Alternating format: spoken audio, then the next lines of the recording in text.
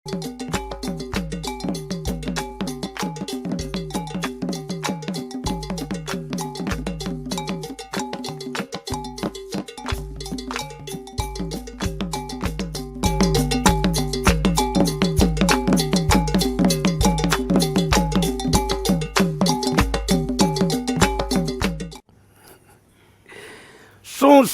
glegbenu,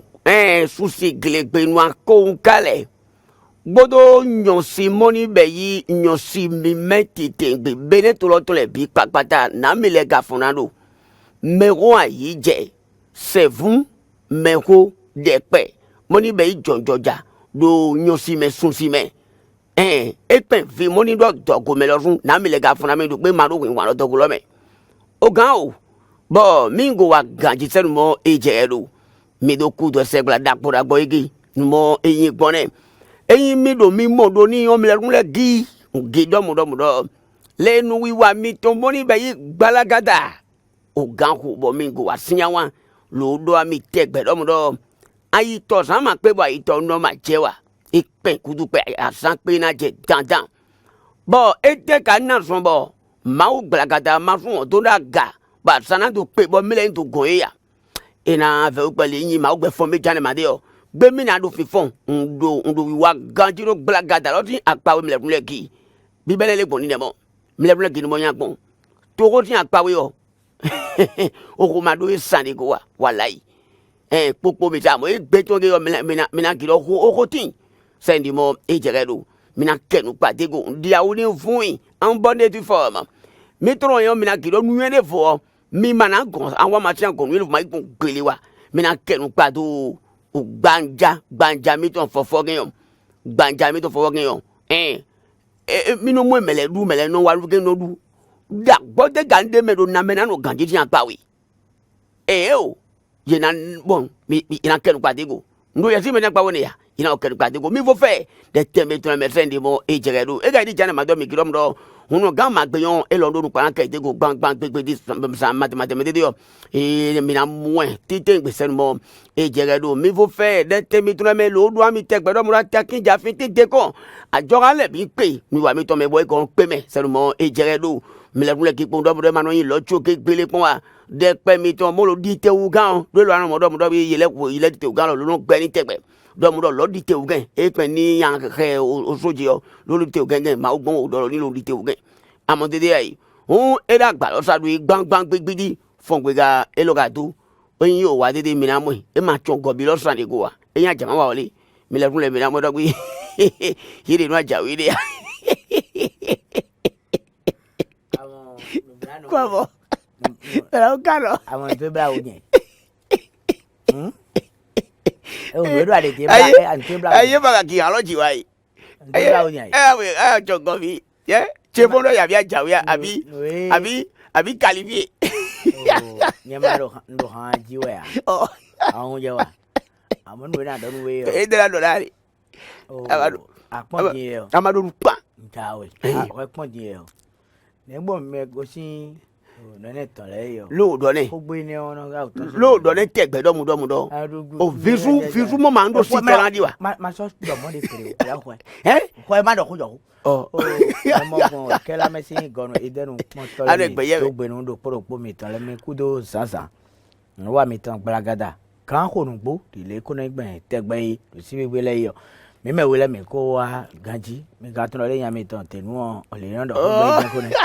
mi won we le yan do ko mo yan mi ga yi do mo do o yi do be mi ana so de me bo mi a wa dem do pojo wọn mi ayi do le de we mi ayi gbe mi yi pe do no wi wa tan po ni mo ja yi gbon do le yi do mo won ye we amadu o o mra kwe o ni ja yi gbon kwe o ajimo kure no pu alu me yan de fidi e de yan lu me ale do Février international na chino ne o e jiran o FIFA si han beneto mi tan fiel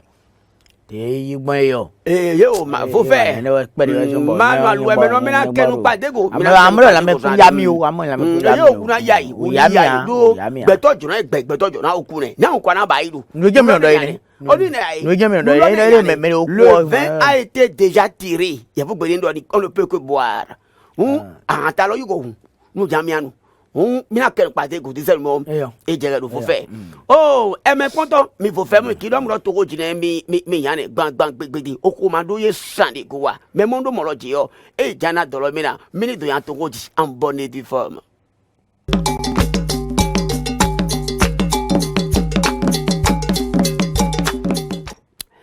Bavi gbegbelegbe ni to e ado sun lo me fin aye dom do alu me awubla me ile luka do ne dom awubla me ana jodo omi ja vi odo e avi ma gbo sava anis pepe ji an lori amoy dagbo ikwe o me mi ton le na vi ama kuko omi da vi odo e avi ma gbo sava amoy eji hango me la bo ho se ti wa ale gbo ye avima gbo sava wa agidomudo o aziza bene toroton le dede yo aluwe me ile send mo jero mi gboro mi o mo ni be aziza do ko mo do alibo lo ngbo aziza ndo mi le dunle ai bang gbidi no jahan ta wo e mai ko ya aziza ndo lo anya la mai ta lo be aziza o mi mo ni be yi aziza le dede yo aluwe me mi le town send mo ejero do bene to lo me najino me mo ye yulodo oh, ye me bi gilo bele to ngbe gbolo me gbolo vivi l'international e ma odo mi me ide bakewa eyin amwedo kan ide gbe kuvito no amo ani wa o nya ma ye no boni ama ye no kuvito no ye o me ya do kuvito no ya amo no o ye na amo ye no nya pa jo ne eyin a lo fun na mwedo ni to ado na jigan do ide yo pe kuvito ide no abe ga asun aye ile fu do mi ye no do mo ya je la réincarnation ile allo e ka so aso amueli bendo allo ina le ko ya me ne vanji na eya maude mauyure nsio maude oyuro nya do se lo me do asan gagbede mo ni wayan ekule wa ifo ni wudu gbevi gbegbelegbe na lo mo ni gbedo awi ne ko mi ne na idodo na jino fifi international o yen twin npe ganji o me de wa yin bo yin wa nu ogbeto ba mo do video awajije me jeno de febinu ni asepo ebo kanu bi eje won ebo abi ayureli o awajije me no de febinu se o lole ngo meme mi da lo meme ni no ya o so mo do amfiki ganji awon hunja o ganji bro mo ya o to gbeto ganji eti o me le dohun de amo han si number o ayele do fide ti e ko han si number da ko be ko yin le o e no wa nu gbon mo me de yin bo etun no zo ton sin temenu gbeto de etun gbeto sin akwe ki ho gbeto no zo ton etun nu mo wa nu me di gibe yo wa me de etun e wa so mo mi be no ne do fi aso na bi de we wa o me mo gbon ke la me sin gon de no je fi mo je le wa me gbe se gbon ke la me sin gon mo diaspora ji gbon ni bo mi yi Jonathan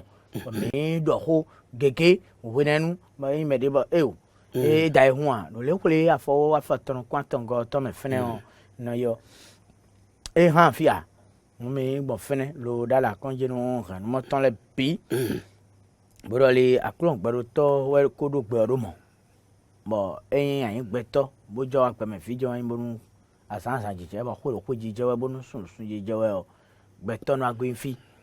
lo e ka pe mi ya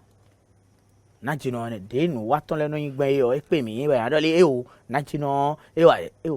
mo e pe mi ya eni o we so mo eyi ti yo to de do fini dandan ododo na no gbevi gbegbelegbe do nu onu ni wa mi eyin do mo do mi na gbego na do mi afifi mi na de mi ga mi odo mo do edo weton we to be yin to nu mo ni jo na lo do okuton me be do mo do e ma yin do mo do edo ya ko video abi eji awutu bo yin do kwa sango kame gome we gaga to abi yin to be wa je ko suju bo to ji ma do le go alogo mi jo ko mi wa ti ton mo amo e nu mo e yodo memoni ko to kan do na jiro ni igbe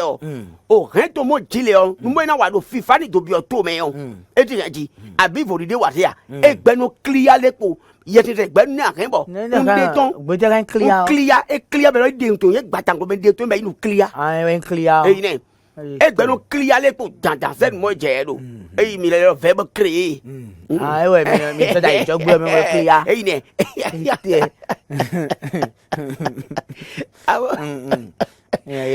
mo tete ayi na jino ni yene do nkone do e be me de yo ye do un tu support lo Beneto me yi nu mo e ko fifa kangbon nu mo ji kangbon o gande ma Beneto me nten me mo ni be yi asino na we yon si gen o Vivier international ge wa e pen bele son o révolution ni we nu gon e be do amrole o when we blow play gang do le ko le afo 1990 ganji amaro haiji wenenwe to wa twitam amon ye wa e ko hanje be lo wenenwe haiji wenenwe sombo kaka je gbe o mende buna kenu munando ho ton fi ro haiji wenenu podo ho fifa sin kan yo haino nye le so halo ga di o so fifa o tin When you are very gandhi, Agacha, Bayon Meton, Abi, Radio Con, go to around Dominico, and Model, Big Patao, Ayayatu, Aya the Nay Gandileda. I go, how much you make a little? You don't free me woman, you don't go to Hello, send more a Jagado. One natural, remember in Medibo who Fifaka, Titing Bebo, Oton Gi, Egbelon, Gi, no more to it. How much you call no Papa? Amado o niko maybe Victorina Agbato niko ton eyine selmo ejeru e go be me e ma ndo e ku ajipa wa e jivie do fijala do fi ko ton po o Victorina fo selmo ejeru do mi na o henu we to le bi Victorina lo na ye ni spondo ye no go awon do kan jaye yi ye no sion fo nu mo ye no wa o ye ni jeji Viton go hanje ba Viton go ngalo za wa do na Malena Zinshu Viton go hanje bo wa no do bebe gabina eno wa no aja amo vivi bo wa ja mo do e so pe ba wa ne ba e lila lo to le wo je wo jile o amo e go be me go kulu e te wa ro apara lo so me e go do gbelo je do me ma yin mo Viton de su do gbe mo ina Viton de su ke han video am iro mo na jino bon fi o me no mo e gbon ma e de na ho ne arun ajibibi ndi ai o lo ma gidi bi ai ba do no te ma do no ko no e fi a de friend here yeah man jive fi ade mi o ne kuno nyi do no ya lo la jibi o fi bi ai gbe ajima o fi ma jile me lo o de la be ai gbe ji lo do ye de kle ama jibi o fi ma de ai gbe o fi ma de ai gbe o edi ma do no pono yin yonu idugu to yo na su ho ya ma do no we mfin go do mfin do no we mbele o le no fin yonu aja fiji gbe bo vida di we ni sunu bo ni di we afi ma ki mo do no de amo fin yonu wa idugu to yo eno sunu ko la yan pe kutu gbe ndo no we o fu lo gbe yun lo gbe do ni wo nu wa tu ma si ino no ma ida ma si ma eno ado yinde gaga yo ado eno yo no ai dayo amasira su de ya yo to nyo ai su le we ya oh me ponto holo ne na jino Vivier international de yo e ma odo mi me de bakewa akuno gbero to yure sen mo mi olo sise sen mo e jagado o gbeto mo ni o be gbeto kulu gan le yo ye gbero susu ho ni ganji sen mo e jedo e pen deme nu gan le ni akeke tele ni ya o sa gbo wan tan lo fun le bi o me le bi o susu ni na jino kulu di na fiavi prudential lo sun e ga gbaji ho susu ni town do na jino ni gbe o eye o me ni gbe onu yan do e do mi do jogo je we me onu yan do mi amo ijuru ma wo le fona go wa eteto me o de magano o de to me mi do wa yi do mi do mo ayuma no o ga do me wa amo ma wo na si wa nbe do mo le fona wa wa u gan na jinu ni igbe fe se ni mo e je ga do onu gbo ala no gan to me gbere ya ko ni o gba me ena jere fi car ena wa no do lo e kana ti ala ma no gan to me gbon gbere wa e pe kutu pe eni Baby, gbẹgbẹlẹgbẹ mi na tọrọ gẹdin apawe o tètè alẹ kọkọ waye tọrọ mu ado wona do ya ado pé ilẹ do dọho e do de gan ko ito ya ti yo pele mo e do se ga le po mi won san ga bo yo do kanji to gan bele tọrọ no tọrọ o tin gbe do me do se mo je do no friend wo to ba ito me kanji eno wa do ya to me eno wa ya to me to mo e yan o gigo to mi na ken pate golo te ni gbe se mo je do bo yo ayi gbe ta ke to be ido mu do oh Camela vidéo lolo ya se do eteme moni be yo ko futo le amodo ga yayi no te public le kwa Ni son vivant comme gele ya na frère o ni mo be note o to gele ro ya se to yen na ye ni to ko ayina jai ni to siawan do bene to me na chinde wa ne ya ajoto na bla kem yen to mo do apolo yen to bon o to kiro menu ni gbe ero jijoro do yini sel mo jedo na modu je do ngba jame ho ne do yo ai jai sin kan ho jame ni lo yan do le ho ya jimo fi me jimo de fene de ni atun do le e je so vi vovo kan o ye yin no fene bo hen amo ye mi ton bra yo ansi lo bo do nsin wa so vi vovo kan ni ama do sin do ye kam yo we ni amondo ye yin no fene bo na ye mi ton ansi lo din bo je so vi vovo kan bo do nsin gbedo idoro ma gudo do mlo ina e fi akosu ton le ado ai jama ido fi yo ro to le ye ma de takun ide ye ma takun lo mlo ya se kole na mi de po de una mi de ma wo do fine tantan ne ye ma do mlo ya se to ne nu we do yen de die e de na so nu ne so do video mi pon fi mi aso do le mi so e si no ale bi ho na yo e an de video do fo a do nu e so e die do e so no da le ko na so do bo mele mo kun yo da le lo je do fine o e so na bo do se do fine a nu we do ndi da yo nu ne nu dagbe e ba jayo na mo tende lo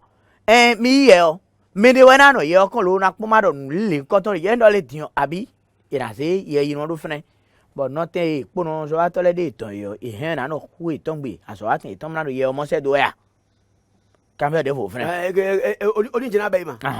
mai mo a o e na so me de kon do no ne fi o bo me na ye o pon e na mo do le ro jije we toru e na se alo kambo na yo lo bo pono so atole na je ko me nu me mo nkan ton tun lo le me ho na ko yi ai na ja ina de o ndo mi so ye inu do fine hun pono so atole ni bode kwa so no po onu ine do chicho we debo nkan do ri ai ja ho na do mi ka de o mi bo tenpon lo ho kambo so ye inu do ali mi ton da hora hora bodo wezun we so nkun tole no kan gbali mi ton le ho keke kun to mi tole no kan gbali mi tole ho no so mali ta oyo fo no jije we nemi ablok mali ta oyo na sa fo do gudo eni on de so me ho kanton lo so ye inu do fire e mere tin wezun hu gan pono ni do ete bo sa sende nugele bi pata na sa sendo me de we yo sa sendo me de we yo amodole me kule bi hu yo ina ya o uri de ete me ba jayo na me tende amo ina lide leju na soro pohun wa yin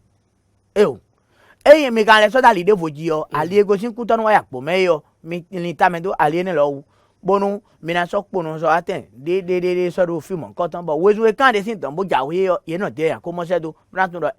wezu e kan de die a je friend do ete sa sen do we asan ali yo brand do do eje ako zangbe sibigbe akuru no zangbe tin wezu e no kasi oku àpò mẹ́wàá ikú tọ́nu we gosi kú tọ́nu sọ àpò mẹ́wàá wo sọ náà sùpọ̀ ní. Amo yi mọ́nu mọ́ dọ̀rọ̀ lédi eyi dọ́ mu dọ́ kàmẹ́lẹ́ amọ́nà bẹ́ yẹlé yẹn o eje yi dọ́ mu dọ́ yìí náà dẹ̀ se do te do ali o kan lẹ̀. alibolo nkan lẹ gẹrẹ. eyi yẹn n'o te wẹ́ẹ̀ do amo kẹ̀kẹ́ mọ́ ye kú gbọ́n alẹ́ ebi sécurité bẹ̀ ni ma yẹ ká si àníyàn lọ́ọ̀ se to kpọ̀lọ̀ sọ́wọ́ àtẹ̀lẹ́ kpọ̀ eyi dọ́ kẹ̀kẹ́ lọ́ọ̀ de kú kẹ̀kẹ́ jẹ́ ma note àbí ma wà mí kí ye amo pono so ate mo krabi abi gan ye o mu ekoko ye na gbe won se to poro mali o jere do mo mi je go to ran keke de mo do numero ni gbe mi wuli e wa mi yen go mi je lo teji do nu mo ku nu mo e ku gon ali o kan leji lo nu bla bla ni lo fe to mo jake go mi le mo lo fe to mo e de gboje to do ali o kan a je lo akpo nponu kon anso dede wo to ya le o lo ni ma yin be ido akpo go to nponu kon npo adu npo mi gbo we do di heun yele to ma ini gbon lo pa le pe wa ye je lo boye je kale lo boye kamaru ruwe keke doro ya ntron abinu ya ntron wa ni gan yele bi me po ni e pe moto e pe keke nu baba la pete hun egle bi on aina ja imele to mi wa do me mo na be do gbe de mo ni o se nu e me ji keke egle bi o e cameraman lo camera na gbun yele bi o nwo konte e ga no camera mo na be yele o e na mo nu gbon von me do mejan do singbe yo mejan do singbe yo mejan do singbe yo mana do le mi na no te ale ko kan te mo do sine lo nwe yen jan do ho ya do tin bro le e kan o ija le ko kan te le kuno so tete wo ali ko kan te o imi goyin o kolo jigbe de dion alibo kan le pota ton ode de ne mi de seto mi de seto o pota à Conville à Conville pota ko o goyin fene mo je ita goyin fene boy je o godome alibo kan ne jonu don fene aha pon fene devou titi ton ku ho ji e wen eyin alibo kan ne aglaton a ton frère gaji o so gbenu kwa ton na mo wo to di do wa mi sa fotan ya ma kekere ku don frère to ye me de leti mo ye de no tun ni so gbenu kwa ton no frère pon ye de je frère no tin po we wesun no kan yo yen no kan bi oro le eyin akablo mo lo yo ko glo me de obonu pono so atoka chon lo ji to ko te dogbe aja wo nenu ipono wuli me no dole o pono le o ye to ati to defo nkan do idi pono so ato emi nous mon quand on a sorti télé dit nous on d'agbe beyon lo le mi no khali jigben yo mi no fin gbe mi ton e don do gbe nde kun mo no e mo ro e ko we sun ta sin to po na wa gun bra khali o jipon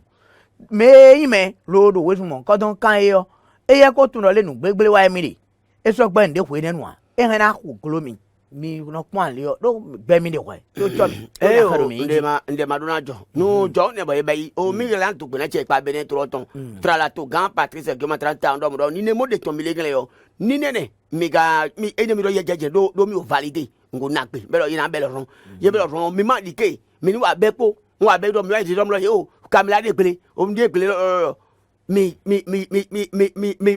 mi chanu gele ti piati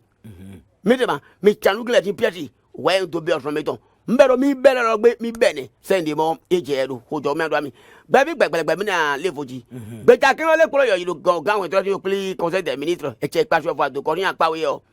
nu vote de mo vote le dro nu vote ran bi yo e che pa so fa do ko ni apa we de lo e wa nu ga e bi e me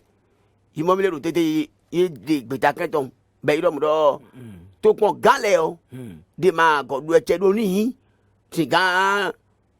peche do to pon la gan le ji wa mo do gan ya yi e ma do sen mo to pon gan na do lo o to pon la gan yi di bra ho soro e je gbe da bo gbe die asan bere bo e wa nene bo hon ito do no le e ko so ado achere bra wa nene ka je ti wo mi na wa nene do yo amuro mo do to pon gan de me o do o che pa so fa to ko na gba we yo mo ito ada be do mo me yo o do gulenu na to pon gan do gulena o hon ito ba sai no pe nu wa che pa ta do ko chan to de to me lo to pon gan de lo e ma na odo yin na do che do meji wa mi na do me ma kro ni wa ai do me fo gule nu mo lo ni we ma do to pon gan o so nu me do ni gidi yo agara le to no to ton ba nu mo ye go adini na mo o eyan khaza jogon de wen de hun o so le to pe de me awon yo ba alo do jo la to bi le eyan khaza jogon de wen bo mi bo akwe gbe yo so bo mo le ton de me be no he un amon le ro no to gbe wa kwe gbe yo le ro no to gbe wa kwe gbe yo eyin do ji do to gan bene to ton le ero tito gbombo siso wa ho bene eno le yesi se gbomo nu gbo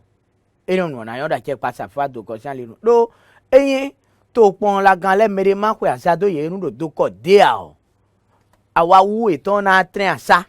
yo awa wu de me go yi ro no eri nga we mi na ko me le ti afi de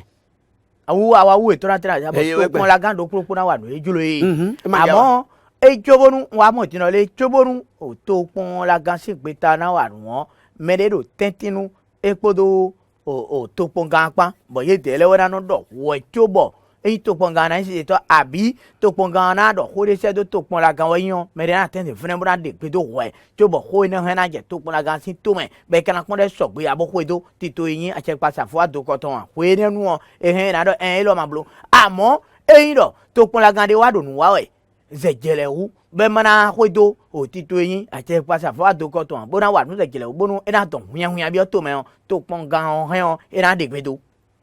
amagun je we wa do ni lo o te ma mo yido ale mo do lo me o e ma na be e ma yin dom do de mo idom lo to kun ga ma do che do meji de wa o bo e men do che akpara me de be ma yin dom do we boji no to secretary general mo do ele lo o secretary executive mo do ele lo gbe ma ndo lo wa na pe ti na me bla bo do mo e o me be ni mo mi aba idi mo mi aba yi kwa wo di mo mi aba yi kwa do mi do me le di bo do che na o sere o kwa de ba ke ba o nu ajimo si wo nu je o secretary executive ti ko do ji e o wo su de sinu kun lo te lo pon se do le ache te kan to kwa gan le ton ache abi kuyo ti je agbo eyin to kwa gan le ton yo agbo o secretary o si e de ton e ma so do nu ke dine lo mo nu mo fo to che pa abe lo ni ne lo secretary executive wa andon we do ajimo o ifile wa nle o andon we do ko iblo ma blo ma e dia ti te pon dai ba wa de to kwa gan o no te ma do so ava to na ba ho de yo ngo do se ta musa fa ta do le ni ma lo e wo kon to mi ba e o tun pere do le o no ne won ba do mi wa de ba yi ka ti mi se e o tun e yo ya na do mi ma lo o ga ma mele po nu me to si mele fun le ni jo ne e lo du to ko o lo wa du lo to se ni mo je ru nu me le maire de la commune de Soava Martin Adjimon Koudenoupo me ayé ní àti ẹni àti pàṣẹ don e so do ko na do si ole mo mo e si tun ole ajewu mi ye lọ́dún kan wo ti to po yo tun diyan no do mi dey o eyin secretary executive le si e agbo de o ye de po to pon gan po na do ko se do don ko de ma kan to mula gan ni a friend mi to mula ga po won e do fi ade friend yan le ye nu mogbon yin do le si so Adjimon nu secretary executive tu afatan abi abi ito mo awa da na amo a do quality o do a do to won do ba ki o wo pe ten ya je gi o e ko an mo do abi ko na bi do we ten ya je an nu ga an so me ga we tun we mu le blo ga la ba no we ten we nu do na cho na wa da ne me mo ko to ne na bi ga bi de to yesu kwa brazil ye do ada do ka do na bo nu lo ne ene le bio e mi ano ipon wo tuba ya re we fred yo semba na ho yo ne ku do ya so no po ne asi lu da yi ya wo de ya ne ba wo de ga gbedu me anu de ayin to pon la gansi amakada chere ne e nu e do po ndo yen de ro fie ne yo e kana je so bo mi na si aso alodo mi we kan du gbe ya ye na du ba ayin ye na du sin me na yiwe na ma adu kan de lo no me a so afoko to ya ama ipo kwa yi but ache o kwa le mo mele yi ye kan do ne o do ti bo ye wa nu mo go gan oje nu mo go to gan le to drum lo yan fo ngle bi to se mo je me de ma du e che ti gan na lo kwa le du abi ke te e ga yin joro mi to ka ji bo ko mi to hun we ge nu adu gan giro ye o ye du ga e to su fo nje le npen e ge ma ke do mo ye o to me de wa ana go ma ya ne to me gele bi o e do kwa fi me me ro prim gele bi o e do na ma ye ma gbe me ma du prim ne nu gele bi pata e be to sale to go nlo mo ye ga na ko kan ye ga nu ko kan bo kwa ni bi o to kun la to me ma ye to dira to kun la to du so mo je du a o kan bo kwa bi o ta ma bo si te ju gi wona chan secrétaire de ku sai me do so be te ku kwa de ne secrétaire exécutif do kwa na pon ne ma ye ko du to abi agri je to do mle yo ya olo je secrétaire exécutif bo we to ta lo me si ai wo me bo ni ba ya fie ne o Adjimon ko fie ne ko de male kan to pon la kan e kai do mo ga ne do to pon la ga fre yo amo to pon la ga lai o tin ko do ye yo e ro fre hui ton me no de gudo ko fi ko ogbo le dan gbe yo secretary o do ton ye nu ado ni ye guna de ne de to po we ya do lin do po me kan de gudo ko be asan yo we me de o e de gudo be sa pe lo ibo ko de awa fi ne o ya do ton ko de ma kan to la nu e do e to pon la de to gan be de to ton de nu e mo se do yen de apa ni ko yo we do le e so na je be an le to pon la gan le du to ko ru fi le yo e so na mo dian wa o se ne mo do de yen amu se mo de to de do tukun gama do ejeru meji wa do ni be se mo le de o tukun gama do de lo tete lo ye gbedo mo do to gan ye mo ye gbedo chopoti de ma otogbon abi me de ma ote chopoti do tukun la ni mewa Aku pernah tu pun kan ando enak bene. Bo tu pulang ando he oni joni jogi dong itu. Tu pun la gama si de gbe sa do tu pon te go na ole ma. Brando ti no le nu ado ne yo. Ye ma. Enro ma gboro mre ye o. O topo ti zegin lo. O pon te go na ole ole. To go ena gosi. Hold on to pon gan ne o. Hon to go ton ena gosi. Ahun je wa. Amo ina si agoyin to pon la gan gon bra se do o to pon gan e lo de do yo e si mo. Me de men de vos frères de vos frères be e wona kendo bra pondo nu e to pon gando yo po nu e to pon la gando ye me wile to me kwika shop ya de temi ka igbe na de me wo to na de gbe to wo to be hen na igbe na ko lo ja ni amo mo mi se eyi ne e me ponto do mo do to pon gamo lu e che do meji do ni ba ke se no mo e je do wa e be lo na me ma do che na igbe na nu bi do to pon gari wa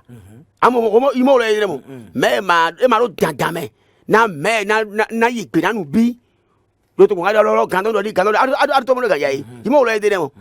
e lo na to pon la ka yin gbe na do me ka de fi lo yo o Rafael akoten o ga won yi to mo ni pe ko je pa so fa to ko go eno le mara khoro toji dion eno ena se hule blue but do mara ho we manuel ese gungbe bang ese gungbe o so ma gbe wo to ba gbe ha do ena si ujete abi ete le yoro mi ba mi le yi ko ton bo so gbagada so yan ko ton sa lo bo kanu joro mi ye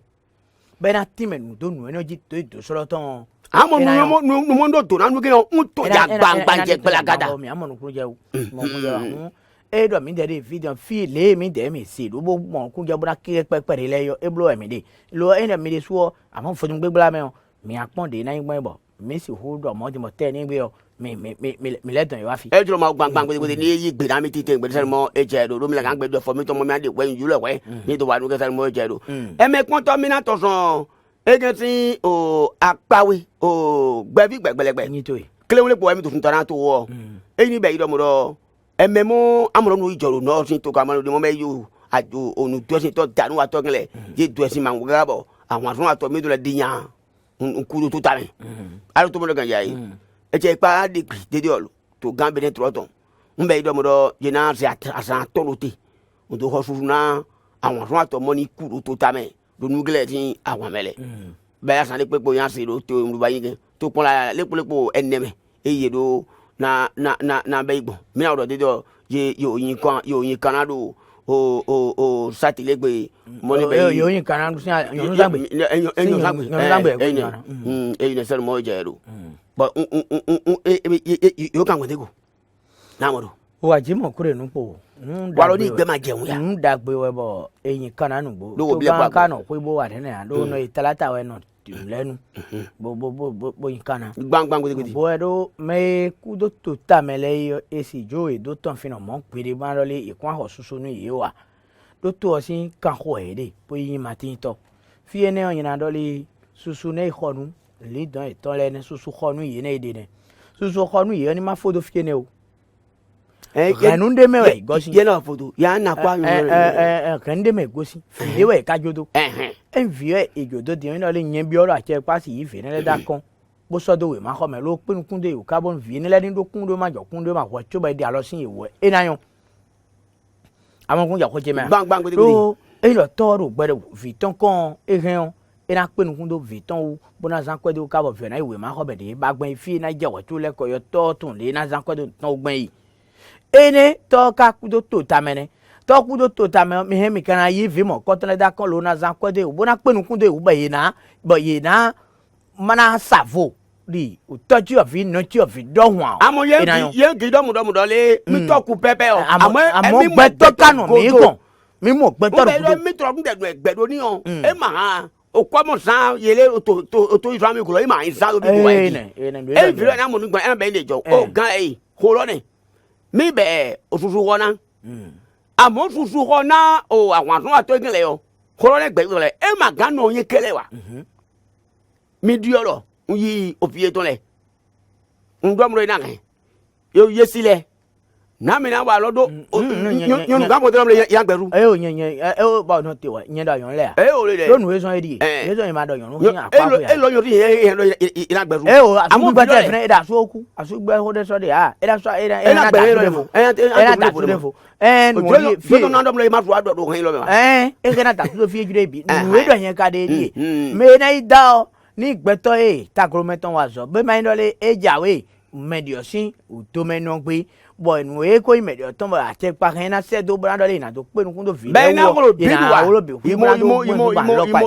fi ne wa yana awon kun je wa yo e ma do ni pe nu ma je pa na be do di e na kan fi lo ese ni ma nya yi fi lo yen ama ki be wa che pa le ba fi lo do me lege e ma fa wa nu ro mo fi lo ọdún yẹn wa ama wa mo fi lo gbele e kan je e wa mo fi lo gbele o gbe lo gbe e to fi to njo nu send mo e je nu ma je pa na be ina ki fi lo le hen ni e ni ko me kan fi le go ndu fi lo to le bi o onu ro ma se to amọ ọrùn wa o so bo ika kan yo no le pon gbangba le e lo diyan o e kan na no gan me wa mo ibo he na request and the web buka ru pe bo so fo no yi no pe ma no jo ne o e na chena me ponto gba bi to kan to oli wa mi to ya nu e fojo na kan o le po kede ri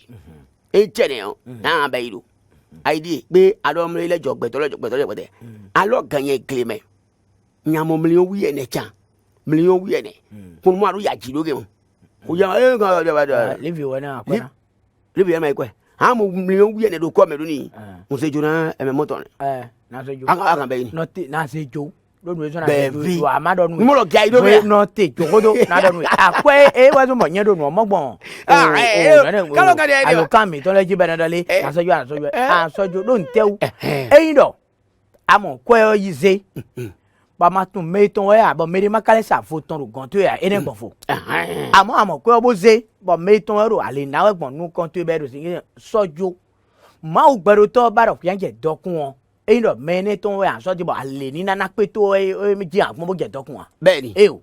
amogun je wa amado ka ji agbe me ne ton ji ja agbon bo ale ni na pe to bo we na do mi je dokun po to live we ne o yan se do kede gbero po kan ko yo ere te ja han asa me abo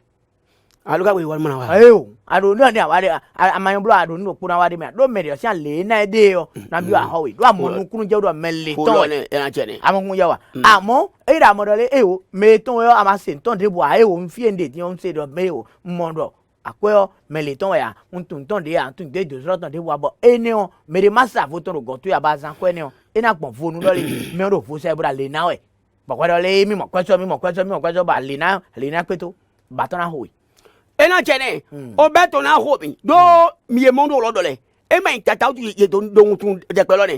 e ndo mo e poro ya mo jilego ndo do mo ile mo wi e ma do e ndo do mo ye ma gu ya hoto me yafin ali o jile mo reji amo de mo ye nu pro me na be bi e pin ani mo du apo do ko me bo du apo no gwan to ye se do mo cho lo ye kwa du apo e blede mo mega ni mo na ya arunga kilo ye mo bo amayo yin cho ni wa o akipo ndo mudo abe oso do aye do na wuna gido mudo onuno di eto yi amoyi do mudo nuno ma ton wa o se mo me mo be million wi ene do sa wa kin nuno ma ton wa gaga sande ndo to ka bele me de ma kenu pa de me ma gwa nu wa o e he unza do nuno ma ton wa ni amo de mo no do to nge lo do kunje ma ni wa gogwejo do me le na suko do mo ro do mutu me yo do ye wuna gido mo e me fupo ma nga mo nu gbe equity aji mo no do me lo equity aba bo gbeto ya ka we le blower me ya we le blower e bo so yen apa pe nu yan so pe ojo kaka nde karabo do to de me to ta le ba yen pa pe ni do eyin lo le eyin gbeto pon mi di lewe yo abi gbeto pon mi di lewe yo e an lo bo se ko ojo gbere àwọn memo e se ko ojo lo chai kan yawo lo wa esi ne pon do po e na do pon do po be na vo be na e na wa nu da gbe ni bo lin ton na mo fi vo hu gan do ni san live we na mo do to lo ga amoro to pon gan de su do hun tin bo le ne mo do to lo ga do ori o na do lepo do o e me pon to o le fo die mo amo mi o wi ene ble dai mi wa mi ko nu kun me mi o wi ene ni be to ai be to ga mo do ho me so ojo ne e je lo de wole teme o me lo yo ni po kan ya o no Adimo. Alo no na timenu me do leave when yo. Ma vecino akweton ehwe come on yo. Ma ko nya bi pata daro. Jawe yagboji. Njawe igbe no to. So leave when yo akweton ehwe yo come yo hwido po ofin. Ani kan le boda se kwedo wana dai. Ndo me ode so akwene de sojo dion. Sin kan o de so sin leave when o membo ne tu esi ndole e de so sin den ko me na iba sin de buna to asu do ene o mo ni o se do be lo le fo lo pon boya do yin do mo me mo si kwa ne ma de o da e be do parce que le manga mo leave viene do ni konjo ni am me lo ji kwa do ni wa ipo kan le a ojo ni o mi kan le me mo kan si kwa ga ne lo edo azejo lolo emero egbeto ga ne ya lo mi ma egbeto a esi mo ko no ti wa ma egbeto da ya o me de si na le be se gabro le ko ti bu be na sojo wa gabi lo po ne we go we ndo akwe o esi ko ndo akwe se ko tende we yan akwe o ri bo ja nde wa na gbe be ni o lo fene tiyan ese ko mo ko ton bo ko bu de tiyan ni aho ni o ni na sugbon de da ye ko ni po me ejo lo iwo je e ma tobu e ke ni wa takere mi wo e me pon to na tira le po meton gbe bi lo kare ni e ko mo do le re mi le dun ado mi do inu e sen mo e je do re o gbe to na ga ndo to ho tin apawe wa mi gbo yin to mi na mi do yan nu yende foji sen mo e je do gbanja o group of mi na kenu pade go da o hunu ga magbeyon e lo ni wa ti gbangban sen de mo e je do o e me pon to nu yende foji di mi wa gbangban gbe diro plagada si apawe mi do bi na kenu pado gbanja glo bisi trompeto ga levia apa jiu kafito yo David gbegbelegbe da po dende mi owo oto e jenana ye duro na na kan ti apawe ka do ta po de me do duro ye ti apawe ya o tete mi no mo ba ino do mo ye no ko do wan gbo ye ko fo tun àwọn ajolebo kan ti chaje bisi do gbodo ye we àwọn ajolebo be ni le ka o geti huno ga ma gbe ko abo Jemi ka fo. O jege. Mero gaji ba. Ko ero banja. Vovo yin we ya vovo. Glo. Daddy. Glo. Vovo lo di mo. We o tin. Ngai do. Glo vovo di. Vovo di. We de we de vovo ton. Ani ko no wa. Ya, beso mi. Mi do mi le jalo. Nye no yoro mi do wono gan amagbeyon danu me ngbe ke ho pe to masa ampa bono ko do aja wo don mi so mi awole atin sisen lo no we no wada gbasa wo esupo lobo tun fly bondo de ado dudu we ya no le o eno klo ko menu me eno klo e kun lo me do na eno klo hu menu me no na me kamesie nu tendo lo me ga bo lo na do klo e hu me no de me o esupo bono gbason gege na kan lo ni po enda do dudu e o no we yan son wini no de do me ne le o e o chobo na son na de do we bo ana janye yo e o tento mene ya you know gbe no du do mele you know do si ko de ngo na akanu wa mo pon gbere be no wada gbe no agbasa ati sise lo no mi ze yo mimo vi mi ton eno ya o pla kan ido to we bero de hun we do be do hun e do hun bo wa pe gbe osan de yo won ko le ko do vi be ko le do we zunu bo apade ko dodo mi no na ile o ye dele no do alodo nu mo koton le me be no sin do ne o be to hun vi osan de yo won ko le vo fie di nu mo koton lo jije do e yo nya ba tin sisen lo fovoli banja fovoli lo globi si fovo bona hokple bona so do to me je be do po ye ko kle ati sukoton bona so bodo sin pe vile diton alo ko sin pe vile diton e wu sin alo sin pe vile diton bo fion sin o bo ni pe ta lo pe mi lo po Ta ló pè mí lóko game la. Ta ló pè mí lóko. Ló bona zé. Bona yoro vontron. E boa. Tron boa, tron yanzea. Ve yoro iton. Bodo. Si elo do no ko emi ton le runton weyin. Aze kun kono no runton o. Emi na vie be no dion. Won edo si sayo yo won ni gbo. Na vie obo no vie ni no. Bo ba masin lo bo na vie obo no. Ni ka ilo ma o da utu o da ko no te no. Koma. Ni ko yo ma pẹ̀lú to deji bro le. O ba je. O da to be yo tro ko to le kana na lo eji. Na lo eji we. Area na yo ma wi. Be na si o yi. Teji bo no ba de ana mo. Da pa de vokwe yo. Vontron pepodo kan ti cha lo pade do fine. On se mi se ko mi na ko si apa na. Di oni mi so Yesu me si apa ko yo. No Yesu me na kan wa na. Dondo Yesu me le pa we. Mina le ko do mi no amo feel like mo be no fin le bro be no fin bro be come. Ye da fine e gele ba e gele e na do wa mi do tron. Golo bisi yo. No ye na san de dion. Ma le na mo je me claim de do podo apa dion we. To ba ho kan bi odin ton ji mi. Vie do on dona bo on lo ku to e do mo no. Golo bisi lo do po aya na ko ple do no me. Be na supo. Bona ba gbin. Escargot agbin mi ton. Oui abi oui. Oui yo. Do po bona se deji. So atiton. Boni da si we do fine. Koko me akpe bona na viodo a ne do koko me. Vio pe bona dido eni dido. Vie huno do ku do yo. Won so na dia. Agbin wuto de no mo ho an. Be do na. O fije ni fije gbanu abi agunu lo. Ale run agbin abi fije le run agbin do yen. O me mo na no do Yesu me de to mo la nu ehun na fije lo. Won so na dido don. Be agbin ne mo re. Won so na dido don. Be ko agbin go. Na to di ehun na me lo mi agbin. Obo. Awo nuyeru to.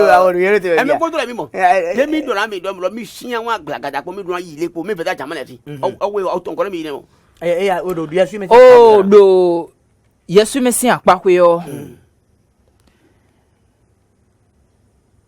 Mino do fayin. Mino do fayin. Le fade gbon. Bodo kanti chaka hongbe yo. Bodo kanti chaka mawo. Bodo kanti chaka vodun onle. Bono do wen bono do gbeji yo. Mo ati sinsen de bon no vodun. Do ye weto me. Nu mo gbajagele ni na vodun le. Kabi won do ble le. Nu eyin ne. Nu e klo bisi yo. Nu eyin. Do vodun to me ne. Bo nu aka na se do fadun yo. Asogolo bisi yo ana se bekwido no ton. We edo lo si ta ma na check lo ta na. Ache ni ora ti do jiton. O aje mo kure no bo. Ma o ko pe. Na mi nu ye pe vide do dagbesi an le ho. Do nu pe klende we na yin. Nu kun we gba. Me je jo awon. Tin. Me do nu sawe. Me do nu wawe. Bo nu ma do ta na we. Alo iba ko ebo sanu ko yo de no mlete ya alo akiton lo dije we ya glo bisi o do po we no san me do pota e ndo de no bro bono ma do we ya e na ze do po bona do no iba de obi to chiton lo bona so do zeme bo ba asoma e no wola me e na ba deji lo bona ba awere pepe deji bona so bido po e na be do me bona so bido po lo bona sonya adina adi pe village adi kun ne de na ho de jipo bona je sisaji efo kweto no sayo question saya bo e kare wa no na di bera lo ton ni kuno ga ma pe yo me gbe de go adu ga un ken to nu e do de ru tu yo pla sa kete do de wa anu ana lepo do nu ji e pe mi ni no mo o pe me ko to lo run le gbangban me ko to re e ma fi bi no do yi wa mi gbon ni koi Bona ko ka me to pe na o se vere o ke tu ana gbodo san office àwọn ele gboro na yi ni ku to sun itan na ni ku to mu si so do ile run so gbangban gbigbe se mo e je ru na onugan itan o se itan ma ko o itan ni do gbe ni ala o me chele mi egbe ton sora ko mo ami do gbe run kuno gan ma gbe on le ni ku abo ni ku da so tan bra do gbe run ya ina mo ji do yi ma ten to yin se podo mara ko yari go ku yarigo de money wa lu amira o yarigo ku abolo da mi adogbe ni bora dogbe no DJ Gedu wa so ma mi se gbe mi tan mi dogbe no do pro pe tan le bi bora dogbe no o mara ko o moyi o modeso o le ponji modeso o le ponji wa so mi mo mi pon Twitter Facebook podo o ne mi lori adi oro YouTube mi to pe mi bi le mi ni kudo te boku da ijon boku do me pon podo ye kwa buru te ni gbe jawo yo mi ala fron kan ko de fo le wu gamo ni mo te ni gbe